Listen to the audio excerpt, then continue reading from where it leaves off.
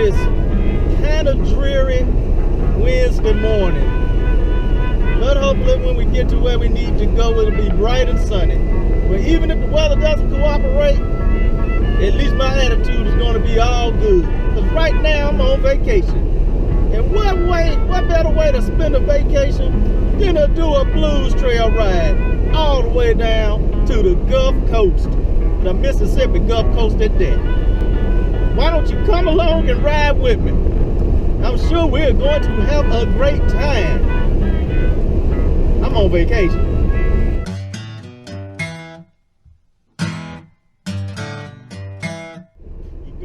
It's over 300 miles from my home to the Gulf Coast. Get back out there and get me my money.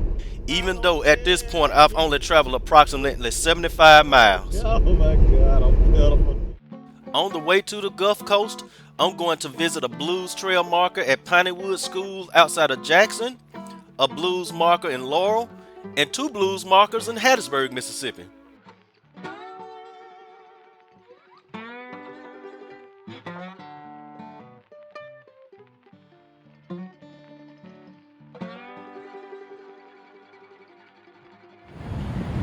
Some beautiful grounds here. You got history here. You got the actual Pineywood School marker here.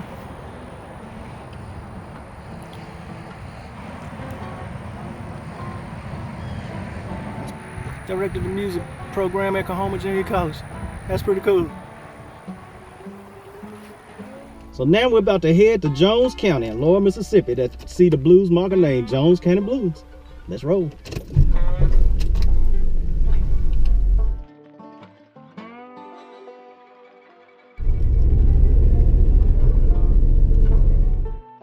We headed south on US 49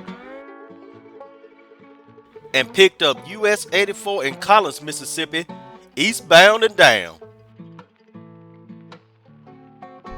We made it into Laurel, Mississippi. We're about a mile and a half away from the Jones County Blues marker. That's right at Central. I see it from here.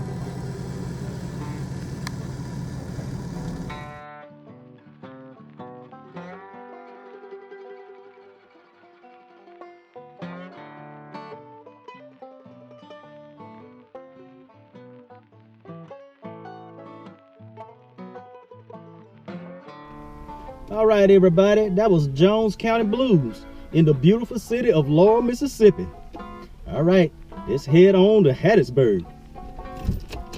But before I left town, I passed by a photo opportunity that I could not pass up. That opportunity was just too good to pass up. Way too good to pass up. Merge onto I-59 South. I took Interstate 59 South to Moselle, where I picked up US 11 South into Hattiesburg. All right, guys, we are in Hattiesburg, Mississippi. The Blues marker is located on Mobile Street, close to the historic Eureka School Museum and the African American Military History Museum.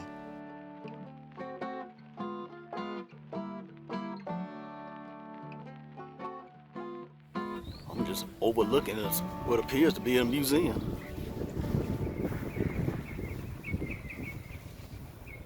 The Eureka School, one of the first brick schools for blacks. All right, guys, I'm just like a tenth of a mile from the African American Military History Museum, so I'm gonna go ahead and check that out right quick. The museum was once the site of the USO Club for African American military personnel who were training at nearby Camp Shelby. My grandfather served in World War II, and it is very likely that he stepped foot in this very place, which is absolutely so cool. All right, guys, that was one. Oh man, I can't even describe how awesome this museum is. Man, it got a great history lesson. We got to see how African Americans played a pivotal part in all major wars, whether great or small, with all kind of gallantry and bravery, and how we still endured, the sting of racism. while we were doing it for our country. This is a beautiful place to visit. I would recommend this to anybody and everybody. Make this part of your itinerary. You will not be disappointed. All right, let's get ready to hit this last blues mark before we make it to the Gulf Coast.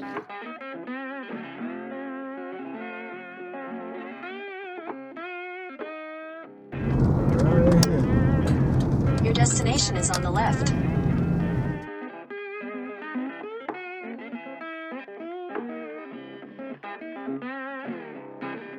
Alright guys, that was the Hi-Hat Club, man. It had some famous blues players and soul players, including James Brown played at this spot, man. That's pretty cool, man. Alright guys, about to get ready to head on to the Gulf Coast. We're going to be staying at the casino, as my grandmama say, the casino. And I'll meet my wife, my mom, and my grandson there in a little bit. So I hope you guys enjoyed this portion of the ride. Take the next right onto Sullivan Drive. Got back on US 49 South and picked up Mississippi Highway 67, which eventually became Interstate 110,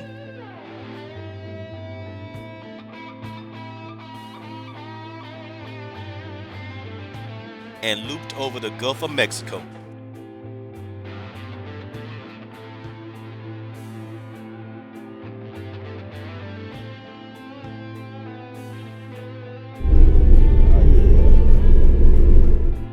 This will be our base for the next few days. Take care, and as always, be blessed. Peace!